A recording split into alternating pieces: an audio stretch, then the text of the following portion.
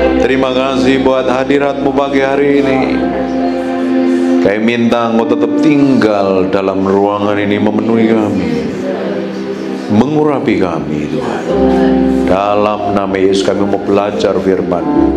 Haleluya, amin. Silakan duduk dalam hadirat Tuhan. Saya berdoa apa yang kita mau pelajarin hari ini mengubahkan hatimu. Kamu datang ke gereja kalau hatimu tidak berubah, percuma dan sia-sia. Alkitab katakan, mendengar lebih baik daripada korban sembelihan. Mendengar firman Tuhan, melakukannya lebih penting daripada sekedar datang ke gereja. Karena banyak orang datang ke gereja kelakuannya tidak berubah, jadi batu sandungan, jadi trouble di mana-mana, nggak jadi berkat. Harusnya jadi orang Kristen mencerminkan kemuliaan Tuhan. Tahu kenapa Saul ditolak Tuhan? Karena didapati tidak nurut apa yang Tuhan mau loh. Alkitab katakan, kalau kamu mengasihi aku, engkau harus melakukan segala perintahku. Karena ketika kita datang nyembah Tuhan, hati kita dulu yang dipersembahkan.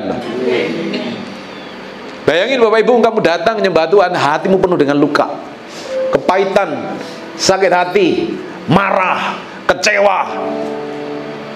Apa kira-kira persembahanmu berkenan di hadapan Tuhan? Tidak. Makanya tidak heran banyak orang kelakuannya tidak berubah, hanya sekedar datang ke gereja tapi hidupnya tidak diubahkan. Firman yang kita ngerti, kata Yohanes pasal yang ke-8 ayat 32, kebenaran yang kamu mengerti, kebenaran itu akan memerdekakan kamu. Yang membuat kita diubahkan menjadi serupa segambar dengan Tuhan kalau kita dengar firman. Doamu akan begitu powerful dan berkuasa. Orang Kristen harusnya diurapin powerful. Orang Kristen harusnya memiliki pengaruh yang powerful. Orang Kristen harusnya hidupnya berbeda dengan orang lain, karena ada penyertaan Tuhan. Tuhan ditinggal di dalammu, firman ada di dalammu. Alkitab katakan, apa saja yang dikerjakan tanganmu, Tuhan sendiri yang akan buat berhasil kok. Realitanya banyak orang Kristen babak belur kan. Orang Kristen realitanya banyak orang Kristen jerat-jerit, seperti orang tidak kenal Tuhan. Tapi hari ini saya akan melihat orang-orang di tempat ini adalah orang yang berkemenangan dalam segala hal. Amin. Yang diberesin hati kita dahulu, bukan bagian fisik kita. Seringkali penampilan fisik ini menipu loh. Saul penampilannya luar biasa sekali, gede, gagah, tinggi, tapi hatinya keras dan jahat di hadapan Tuhan. Disuruh nunggu, dia teriak karena pengikutnya udah teriak-teriak loh. Dia persembahkan korban, dibikin berkenan di hadapan Tuhan. Tahu nggak Bapak Ibu, ketika Tuhan tidak dapatin kita ini berkenan di hadapan Tuhan, Tuhan akan ganti jatahmu dikasih ke orang loh. Ketika Saul tidak didapatin berkenan di hadapan Tuhan, apa yang terjadi? Langsung instan dari surga kirim penggantinya, namanya Daud. Kisah para Rasul jelaskan seperti itu. Ketika Saul disingkirkan, Allah mendapatin Daud yang hatinya nurut sama dia, digantikan. Jadi hidup kekristenan kita ini tidak main-main sebenarnya. Kalau kekristenan kita ini main-main, ujung dari kehidupan kita tidak pernah jadi apa-apa, tidak pernah kemana-mana. Hidup kita selalu ribut, bergereja ribut, bertetangga ribut, nyetir motor, nyetir mobil berantem, kerja di kantor gegeran, isinya ribut, sama mantu ribut, sama cucu ribut, sama piaraan anjing pun diomel-omelin, sampai stres kadang. Kenapa? Hatinya tidak benar. Bagaimana orang yang hatinya tidak benar bisa datang kepada Tuhan terus nyembah, angkat tangan, merasa hidup kudus? Karena banyak orang kelihatan kudus di gereja saja, tapi realita kehidupan kekristenan adalah di luar gereja. Praktek kekristenanmu yang sejati ketika engkau diperlakukan buruk orang lain loh. Praktek firmanmu ketika engkau menghadapi masa-masa sulit, reaksimu seperti apa? Menunjukkan sejatinya kita ini pengikut Kristus apa tidak. Tuhan lebih tertarik yang di dalam ini loh daripada sekedar persembahan. Karena Tuhan mau persembahan adalah mempersembahkan tubuh kita dahulu sebagai persembahan yang kudus, berkenan dan sempurna di hadapan Tuhan. Baru ketika kita datang menyembah seperti ini, kita memiliki kehausan dan kelaparan dengan Tuhan. Tidak heran rasa haus dan lapar kita bisa nyedot hadirat Tuhan begitu rupa. Tapi bukan datang ke gerejanya sekedar lakukan rutinitas agamawimu, nanti kamu pulang gak dapat apa-apa. Tapi ketika datang ibadah, pingin sesuatu yang ilahi, Tuhan mau ngomong apa buat saya. Ada rasa kerinduan dan kelaparan dengan Tuhan. Itu yang akan membuat hadirat Tuhan dimanifestasikan kemana Bapak Ibu pergi loh. Katakan amin. Amin. Senyum dulu kanan kiri. Agak shock dengerin khotbah saya ya. Dan saya berdoa apa yang saya sampaikan ini benar-benar merubah hati kita. Amin. Karena di ujung kehidupan kita hanya pengen nyenengin hati Tuhan saja, nggak ada yang lain. Yes. Ujung dari pengejaran hidup kita hanya pengen didapatin berkenan di hadapan Tuhan. Saya pernah sakit tahun 2023 bulan Agustus setelah pulang dari pelayanan dari Surabaya seminggu. Pulang nggak bisa jalan 11 hari loh. Ada penyumbatan di kepala saya, di otak saya. Tuhan ubah yang di dalam saya. Ya, saya komitmen dengan istri saya, kita nggak pingin apa-apa. Kita pingin nyenengin hati Tuhan saya masa tua kita nanti. Itu belum selesai loh, Tuhan beresin hati kita. Kemarin kita pulang dari Surabaya hampir sebulan pelayanan. Pulang seminggu, bulan Oktober tanggal 26. Istri saya kakinya ketumpahan minyak panas waktu masak, nggak bisa jalan 1,5 bulan. Tahu nggak? Tuhan mau hati kita loh. Kadang diizinkan kejadian-kejadian hati, kejadian-kejadian yang tidak enak dalam hidup kita untuk meremukkan yang di dalam kita. Murni nggak hati kita di hadapan Tuhan? Karena seringkali hati kita tidak berkenan dan kelihatannya benar menurut pandangan kita, tapi sebenarnya tidak berkenan, jauh dari hadapan Tuhan. Dosa itu sebenarnya meleset dari tujuan Tuhan. Melesetnya sekedar kecil saja, tapi kalau kita tarik garis ujungnya melencengnya jauh loh. Banyak orang Kristen seperti itu. Kitab Amsal 16 ayat yang kedua, segala jalan orang bersih menurut pandangannya sendiri, tapi Tuhan yang menguji hati kok. Tuhan yang lihat hatimu isinya apa. Nah, hati kita harus diserahkan sama Tuhan sepenuhnya. Jadi orang Kristen harus pikul salib, sangkal diri, mati daging. Bahkan kita tidak boleh punya cita-cita untuk kepentingan kita sendiri.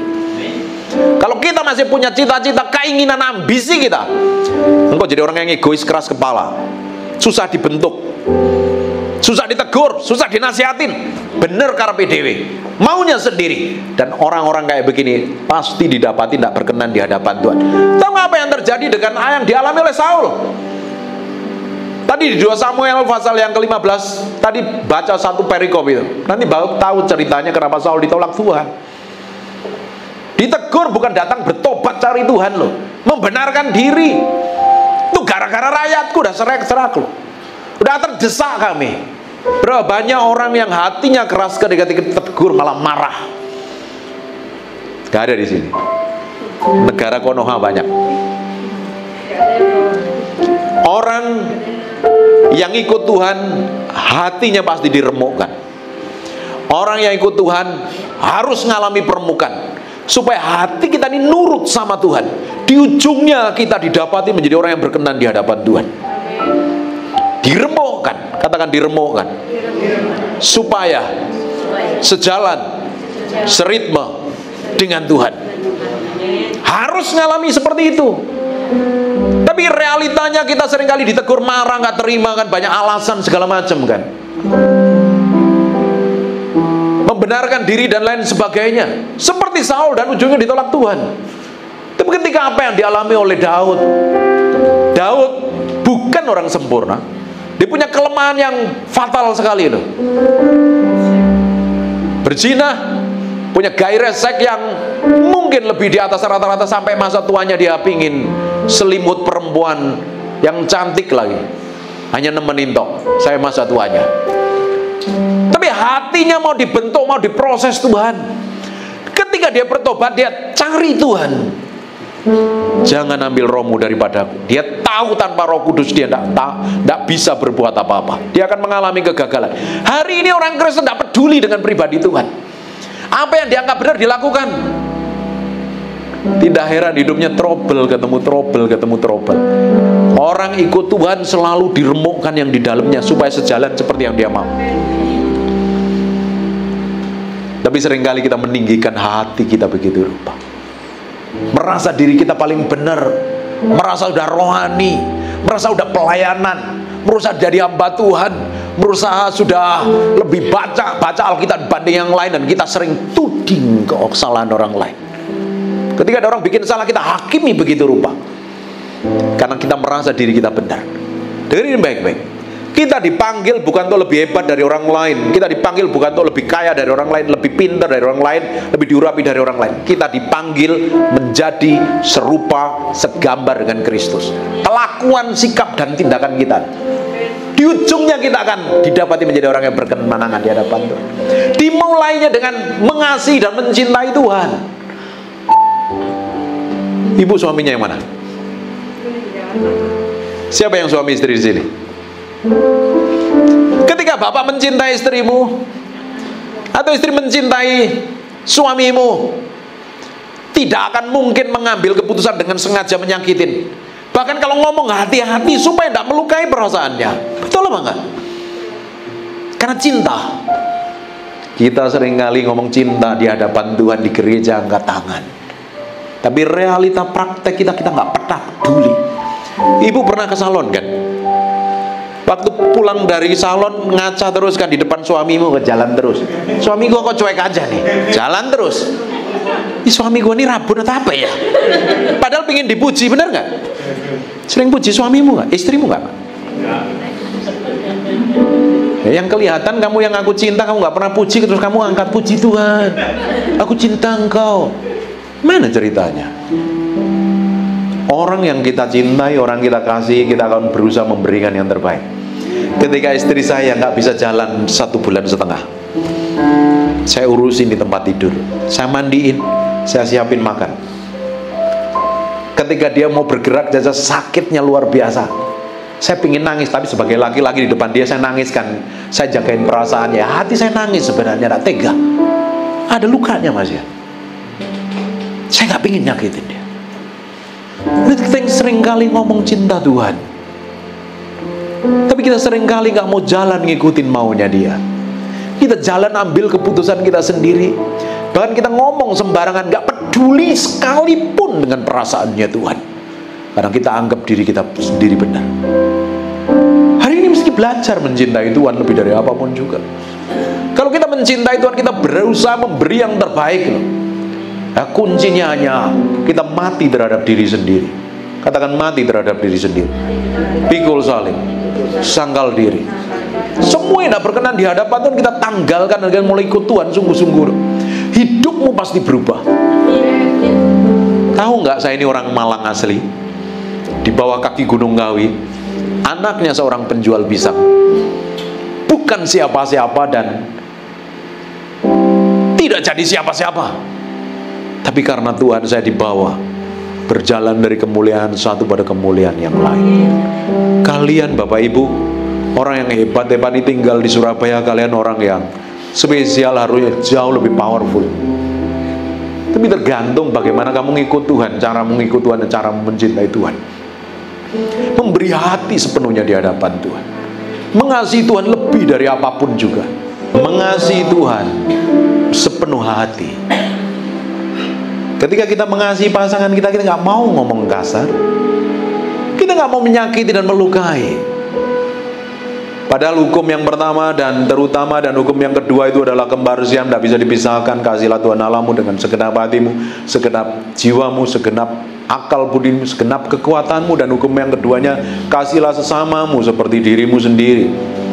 Tapi seringkali kita ngomong mengasihi Tuhan, seringkali kita ngomong mengasihi sesama kita, seringkali kita ngauding orang lain, menyalahkan orang lain, ribut dengan orang lain. Di Amsal pasal yang ke-16 ayat yang ke-5, setiap orang yang tinggi hati adalah kekejian bagi Tuhan, sungguh ia tak luput dari hukuman.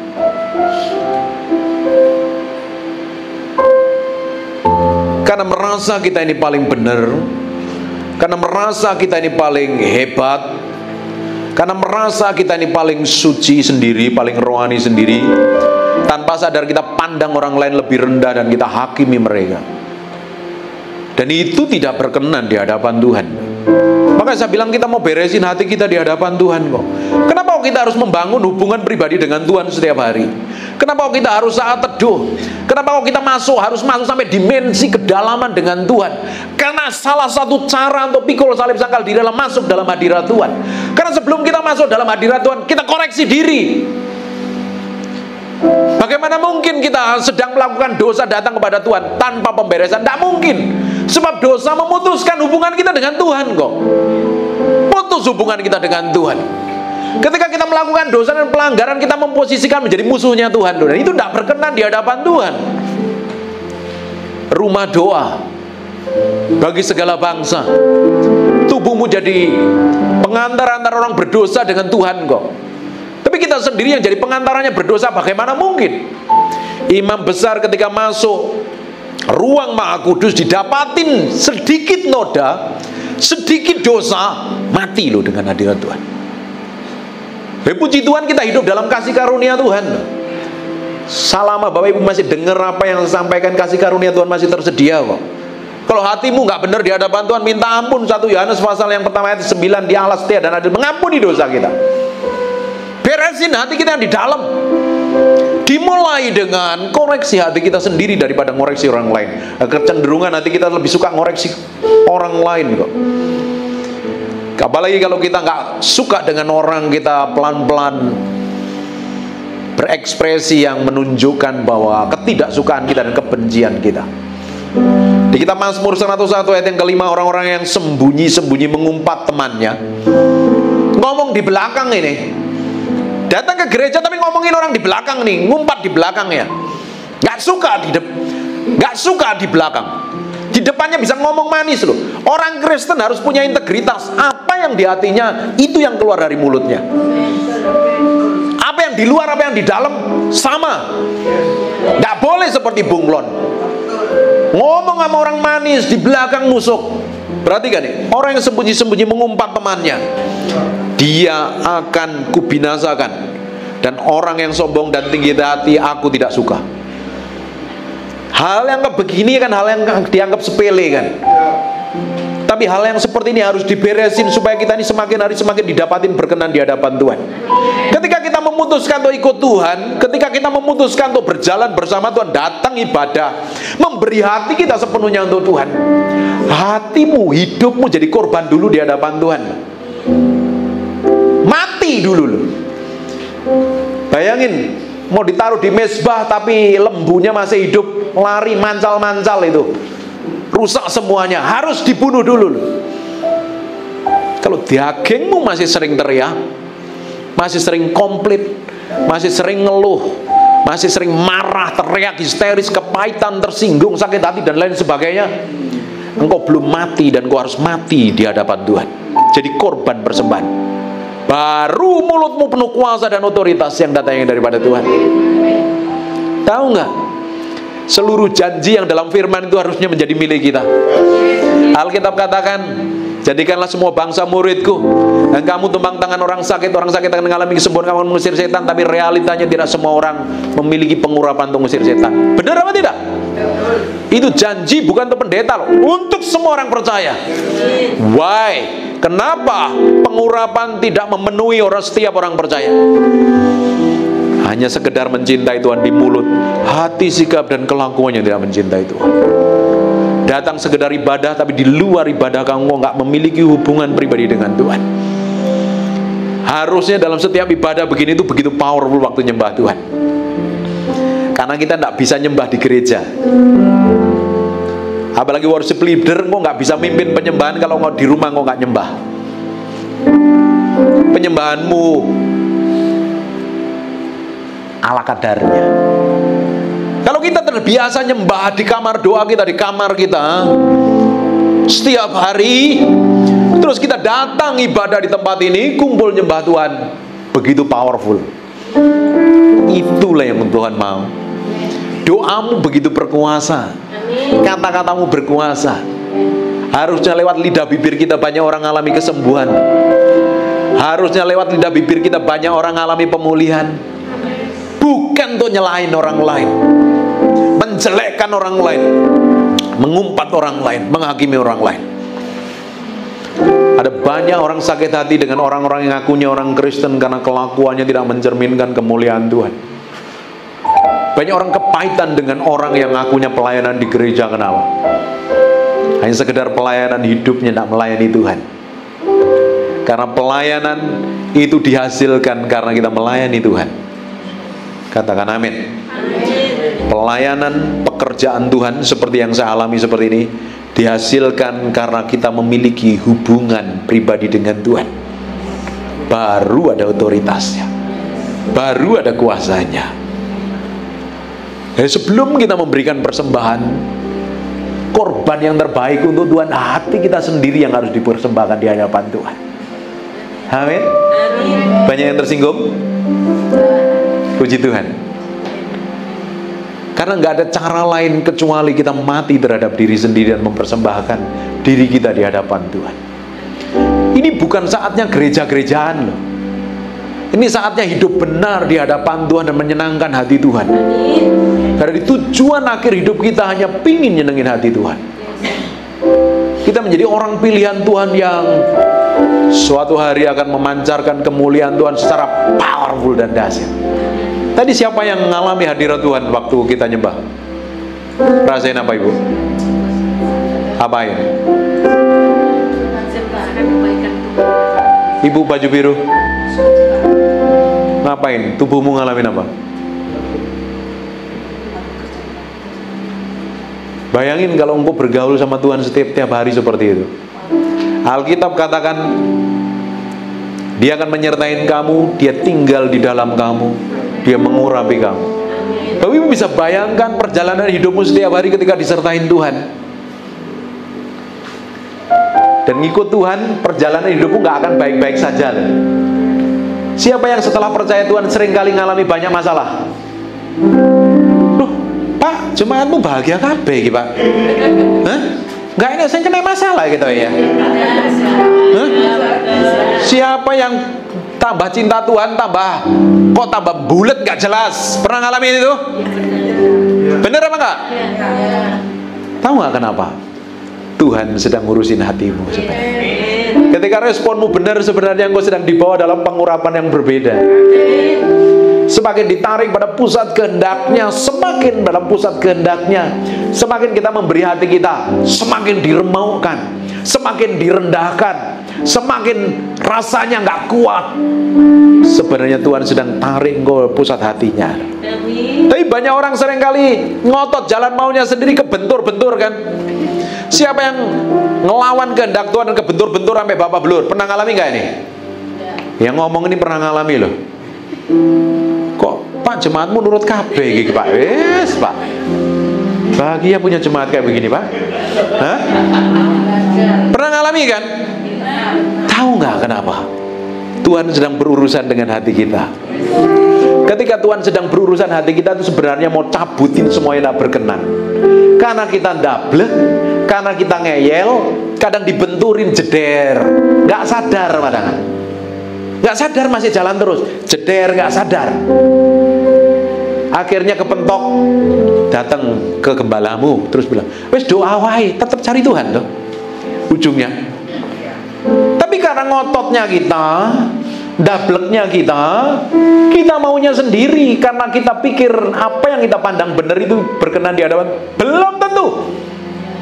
Apa yang dipandangkan kita baik belum tentu berkenan di hadapan Tuhan. Karena kita pingin setiap hari berjalan seirama seritme dengan Tuhan. Tuhan ke depan kita ikut Dia, Tuhan ke kiri kita ikut Dia, Tuhan maju kita ikut maju. Tapi banyak orang Tuhan suruh maju dia malah berdiri di tempat. Enggak lah Tuhan, wis apa enak sini. Suruh belok maunya sendiri. Dan Tuhan tidak mau seperti itu. Alkitab katakan, marilah datang kepadaku yang letih lesu dan berbeban berat kok, pikulah kuk, maka bebanmu ringan. Kuk itu selalu berpasangan loh. Pikulah kuk. Kenapa beban kita ringan? Satu taruh kuknya di sini, satu lagi siapa yang mikul kuknya? Hah? Tuhan. Tuhan ke depan, seringkali kita ke kanan. Apa yang terjadi? Lelah, capek nggak? Pernah ngalami nggak kalian ini? Halo, udah sarapan belum ini? Seringkali kebentur-bentur, seringkali konflik sama orang karena Tuhan suruh ngampunin, kita nggak mau ngampunin kan? Pernah kan disakitin? Terus kalau disakitin suruh senyum rasanya piye? Enak aja. Gue yang bener kok suruh minta maaf. Bener apa nggak? Daging kita seringkali teriak seperti itu. Terus kita teriak rasanya enak nggak? Terus liburan ke Bali masih kepikiran nggak? Loh kok mami kok cemberut aja? Kenapa? Nggak apa-apa. Loh nggak makan, kenyang aku. Loh kenapa? Mikirin tadi di Surabaya ada orang ngeselin kita. Padahal yang ngomong nggak mikirin kita loh. Kita seringkali mikirin. Alkitab ngomong, bodohlah orang yang menyatakan sakit hati seketika itu juga, tapi seringkali kita kepikiran. Kita sebenarnya suruh ngikut Tuhan, suruh melepaskan pengaman supaya kita bahagia, supaya beban kita ringan. Seringkali kita coba pikul semuanya sendiri dan ujungnya babak belur. Semuanya pernah ngalami disakitin dan dilukain orang kan? Halo? Oma pernah disakitin orang, oma yang cantik ini? Pernah disakitin, dilukain orang? Pernah? Kesel kadang ya kan? Sekarang kita harus memiliki respon yang benar di hadapan Tuhan. Karena ketika kita ngalami banyak hal yang tidak enak, Tuhan sedang berurusan dengan hati kita. Ketika saya tak bisa jalan 11 hari, sebenarnya Tuhan urusin hidup saya lah. Sebelumnya kita bangun bisnis hancur, kita ngalami masa sukar berat sekali dari 2017 sampai 2021. Tuhan urusin hati kami berdua lah. Karena Alkitab katakan segala sesuatu yang diizinkan Tuhan itu mendatangkan kebaikan kok. Tapi kebaikan menurut kacamatanya Tuhan kan berbeda dengan kebaikan menurut kacamata kita kan? Bener nggak? Menurut kacamatanya Tuhan, baik itu sering berkali bertolak belakang kok. Dan kita sering anggapnya nggak baik kok. Ya, kita harus tetap memiliki sikap hati yang benar supaya semakin hari semakin mau dibentuk, diproses dengan apa yang Dia mau. Karena Tuhan pingin hati kita sebenarnya lebih dari apapun. Tuhan itu pingin hatimu yang paling pertama, bukan pingin pelayananmu. Buat apa pelayanan? Buat apa saya pelayanan khotbah kalau istri saya nggak bahagia hidupnya dengan saya? Palsu saya sebagai hamba Tuhan. Saya pastikan dia bahagia, menikmati hidup bahagia bersama saya. Pastikan orang yang di sekitarmu bahagia loh. Katakan amin. Ketika disakitin pun saya harus bahagia, katakan. Ketika saya disakitin, ya pote. Ketika saya dilukai, kurang kencang. Ketika saya disakiti, saya harus bahagia. Amin. Kalau enggak responmu salah, kamu akan babak belur. Terus lagi simpen kesel, datang ibadah, ikut doa, pingin terobosan dari Hongkong. Tidak bisa, harus diberesin dulu di hadapan Tuhan kok. Mendengar lebih baik daripada memberikan korban. Mendengar firman Tuhan dan melakukannya di hadapan Tuhan, supaya kita semakin hari semakin didapatin berjalan sesuai dengan kehendaknya. Tapi kalau orang yang keras hati dibentuk Tuhan, dia berontak, dia bela diri. Biasanya orang yang ngeyel nih biasanya nih. Di sini nggak ada. Ini nurut semuanya ini. Kalau diproses Tuhan langsung senyum bahagia semua ini. Amin. Amin. Ketika kita berontak lewat proses tadi, perjalananmu tambah lama. Tapi ketika kita ngikut Tuhan, Tuhan akan bawa ke kehidupan yang sejalan dengan Dia. Makanya hati ini yang selalu diurusin dengan Tuhan. Manusia ada 3 bagian, roh, jiwa, dan tubuh. Roh kita diselamatkan waktu kita mengalami kelahiran baru. Jiwamu itu berisi dengan pikiran, perasaan, dan kemauanmu diselaraskan dengan firman. Ini yang harus sejalan dengan firman. Di area sini yang harus dimatikan. Pikiran buruk, kekhawatiran, kecemasan, keinginan daging, keangkuhan hidup, keinginan mata yang harus disalibkan. Tidak bisa ditengking di area sini. Di area pikiran, perasaan, kemauan, dan kehendak ini tidak bisa dipanggil pendeta, dinubuatin, ditumpang tangan, ditiup rebah puluhan kali. Tidak bisa. Bapak, ibu harus pikul, salib, sangkal diri, belajar hidupin firman. Engkau akan diubahkan seperti yang Dia mau. Baru perjalananmu akan mengalami kemenangan demi kemenangan. Saya selesai jam Berapa Pak? Udah selesai ya? 10 menit lagi. Ketika engkau ngalami masalah-masalah yang rumit, responmu harus benar di hadapan Tuhan. Sikap hatimu harus tepat seperti yang Tuhan mau. Karena apa yang saya sampaikan ini engkau akan ngalami loh di luaran sana. Waktu di sini kamu bisa haleluya puji Tuhan, waktu kamu ngalami kamu bisa nangis teriak-teriak, kok kayak begini ya Tuhan. Sakit rasanya. Siapa yang berdoa bertahun-tahun belum dijawab? Siapa yang punya kerinduan sama Tuhan belum dijawab Tuhan? Bukan berarti Tuhan gak peduli loh, Tuhan izinkan itu terjadi loh. Makanya kita harus berbahagia setiap hari. Ku berbahagia yakin teguh. Ku berbahagia yakin teguh, Yesus abadi kepunyaanku. Aku warisnya, ku ditebus ciptaan baru, Roh Kudus. Aku bernyanyi bahagia, memuji Yesus selamanya. Aku bernyanyi bahagia, memuji Yesus selamanya. Ada orang yang di jamaah Tuhan, ibu baju biru sama ibu ini sedang mengalami sesuatu yang dari Tuhan. Ada no, tapi Tuhan bicara dalam hatimu. Dengerin baik-baik ya. Sejak kau hari ini kau berikan hatimu dan kau mulai datang sama Tuhan, lihat beberapa hal yang Tuhan mau kerjakan yang kamu nggak bisa ekspektasikan, dan Dia akan lakukan sesuatu yang ilahi. Dimulai dengan mempersembahkan hati di hadapan Tuhan. Bangkit berdiri sama-sama. Bangkit berdiri sama-sama. Memiliki rasa haus dan lapar sama Tuhan lebih dari apapun. Bu, maju ke depan. Saya mau maju depan sini. Sini, hadap saya. Hadap sini. Duduk situ. Berdiri aja. Semuanya buka tanganmu dua-dua dan koreksi hatimu sendiri di hadapan Tuhan.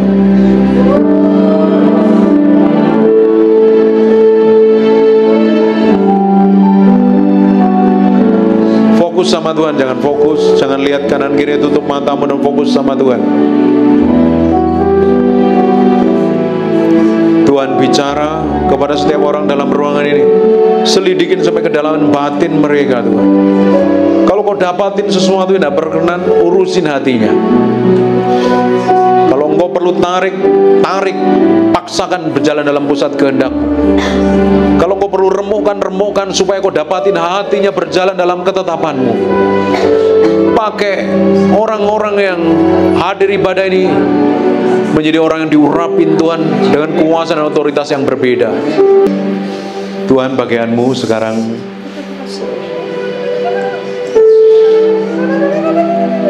bagianmu. Nggak ada urusannya dengan aku, seluruh orang dalam ruangan ini. Sekarang bagianmu, engkau jamah mereka satu persatu. Selidikin sampai kedalaman batin mereka. Semakin kuat pengurapan itu ya. Nikmatin. Roh Kudus, Roh Kudus yang aku cintai. Roh Kudus, Roh Kudus, Roh Kudus. Jangan lewatkan satupun orang dalam ruangan ini, Roh Kudus. Semakin kuat urapan itu, semakin kuat urapan itu, semakin kuat urapan itu, semakin kuat urapan, semakin kuat urapan itu. Nikmatin ya. Penuh mengalir, mengalir, mengalir. Ada urapan Tuhan yang mengalir. Ada urapan Tuhan yang mengalir. Terima kasih Tuhan, terima kasih. Kerjakan sesuatu yang sedang kau mulai di tempat ini Tuhan.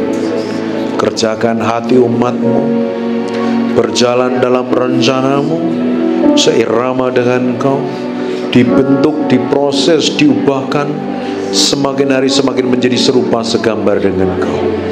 Pakai orang-orang yang ada ini dalam pengurapan yang berbeda, dengan hikmat yang berbeda, dengan kapasitas yang berbeda. Roh Kudus, kerjakan terus, kerjakan terus, kerjakan terus, kerjakan terus, kerjakan terus. Terima kasih Roh Kudus, kami mencintaimu, kami mengasihimu, kami mencintaimu, kami mengasihimu. Kami hormati Engkau dalam ruangan ini Tuhan. Biar pengurapanmu tetap tinggal di tempat ini, tetap berada di gereja ini. Urapi pemimpin yang ada, urapi semua pelayan yang ada. Tarik terus mereka berpusat kehendak-Mu, menggenapi apa yang Engkau sudah tetapkan dalam rencana-Mu dalam kehidupan mereka. Finish well, finish strong, didapatin berkenan di hadapan Tuhan. Terima kasih Tuhan. Kami kembalikan segala hormat, pujian, keagungan buat Raja kami, Yesus Kristus Tuhan. Then sing my soul, my Savior God today.